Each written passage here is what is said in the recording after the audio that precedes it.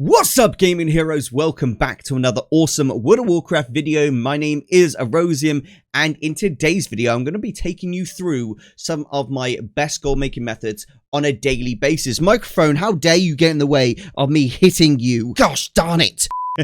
So I make daily gold in some specific ways, and I will go over that in today's video. All of this stuff is on my Patreon, so if you do want to check it out, you can go to my Patreon. You can find it there super easily. Let's get into this video. The first ways of making gold for me is you've got to bear in mind that I've got like 15 alts, right, that I like to log in and just check every single day. That's like the daily habit for me. I need to do every single day. I'm not one of these guys that likes to just take a market and think, oh, that's popular for a week, let's make a ton of gold from that. That's worth it for you, but for me personally, I don't always get the time to spend like analyzing that market and then figuring out the best ways to go off and spend hours and hours like making gold from that. That works, but it's just not the way I make gold. The way I make gold is more consistent basis, stick to the same methods that always work really, really well for me. And these are the methods. First of all is tailoring and enchanting. These are two professions that I don't care what point in the expansion you're at, they always make gold. Always. Last month alone, it made 200,000 gold for me. I didn't even realize it made me so much gold.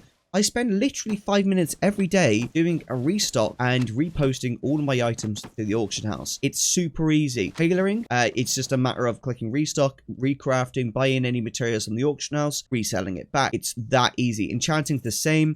Both, I've got my operations set to making items as long as they've got a minimum of 1,000 gold profit. 1,000 gold profit to be worth the restock. Otherwise, in my point of view, it's not really worth the time invested. Past that, we've obviously got the jewelry crafting. I do the jewelry crafting mounts, the panthers, and the panthers I've got crafted, the operations crafted to a minimum of 5,000 gold profit. If it's not worth 5,000 gold profit, I personally don't think it's worth the travel time to go and buy the materials, because the materials alone are 22,000 gold just to, at the very cheapest, just to craft each panther. So it's just not worth it unless you're getting a minimum of 5,000 gold profit. It's a huge amount of gold you have to invest in order to get it. Not always worth it. Past that, we have transmogs. I actually do sell transmogs, but I have a rule. If it's not worth 5,000 gold, you don't sell it to the auction house.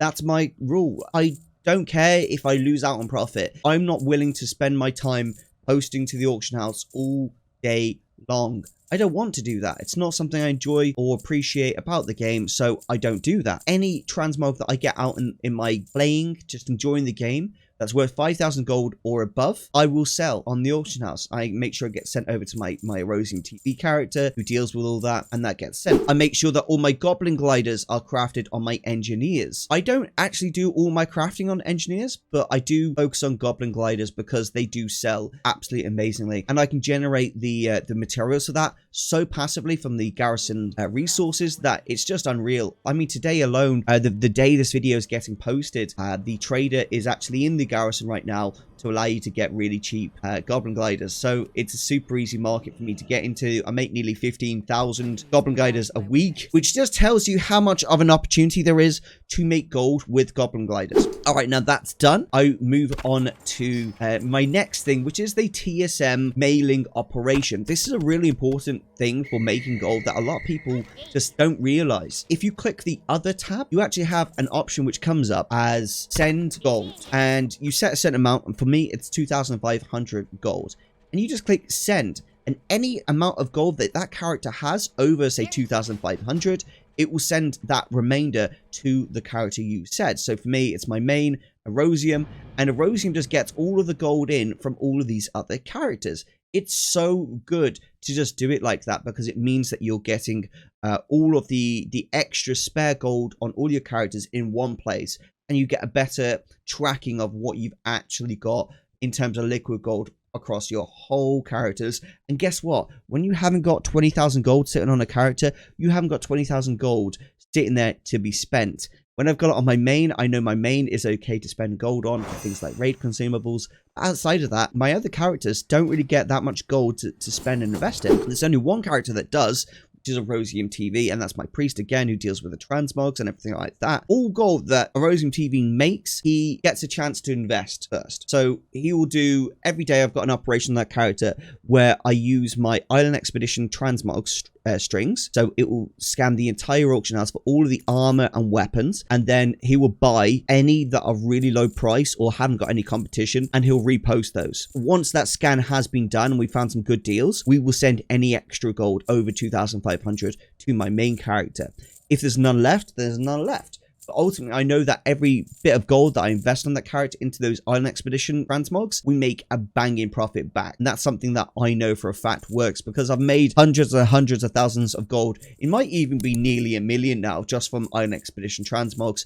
The flipping in that is so crazy good. But for some reason, people go and they try and flip really common transmogs. So they'll buy something that's worth like 500 gold, but they've got about 10 people in competition with them. You don't want to be in competition with people. That's what you're avoiding. Avoid those overly found transmogs. They're just not worth buying. Buy the ones that not many people are buying themselves, and you can easily make a banging profit. Today I bought a one-handed fist weapon and it was 5,000 gold. I'm selling it back to the auction house for 120,000 gold. That is the type of beautiful flip that you can do. And I say it is beautiful because it actually is. People don't realize that these things do sell, and when you've got no competition and it's a item that is so rarely found, you don't need to worry about the competition. The gold is going to come. I know it does. Old John's left hand. It's a really uncommon weapon in Island Expeditions. There's 2 Island Expedition weapons that are hooks, like pirate hooks. And for some reason, people think that Old John's left hand is worth less because the other Island Expedition weapon is also worth less for the hook. But what they don't realize is that Old John's left hand is a super unique transmog that hardly anyone gets ever. So there's only usually ever one on the auction house, and you can usually snap buy those up at a low value and sell them back for a really banging profit. As an example, I bought one for 2,000 gold and sold it back to the auction house for 60,000 gold. It's a super worth item to buy. And just in general, when you're searching through the Island Expedition transmogs, you can just look for the ones which have an arrow on the side. And you know, if they've got an arrow, then you've got competition. If they don't have an arrow, you've got no competition. You could potentially reset that market and control it super easy. Now, if you do want to get my Island Expedition transmog strings, you can check out my Patreon where you get access to all of my strings, whether it is enchanting, tailoring, engineering, transmogs, and then island transmogs, and it gives you every single item that I've gone out and basically found every single item of those transmogs, and it just allows you to basically do sniping scans a lot easier. Now, past that, once that's done, I go through every single character and I just do the shadowlands mission table. I make sure that I prioritize always doing the experience missions first, because we need all of our characters to have their companions at a high level in order to have the most chance of success on all of their missions. So I send as many XP missions as possible. Then I prioritize anime missions second, and then third, I prioritize the gold missions. The gold missions are always good because it's full gold. It's winner chicken dinner, baby. And then any character who's low on anima, just does a daily quest or one of those 500 anima world quests that takes like 2 minutes, maybe 3 minutes at max to do, and it's just super easy. That's usually when my gold making stops at that point. But if I really want to push the envelope and I really want to take myself seriously, then what I do at that point is I actually go through all of my other characters and I go check on my garrisons. That's where I basically just do all my mission tables. I get all my garrison resources, and once I've got all my garrison resources, I convert it into true iron ore and sumptuous fur, and then that all gets sent to my engineer, who then crafts goblin guiders, which then gets sent to my auction house character and sold in the auction. That easy. That's just my last extra bit. If I do want to take it even further, then I will do 2 other things.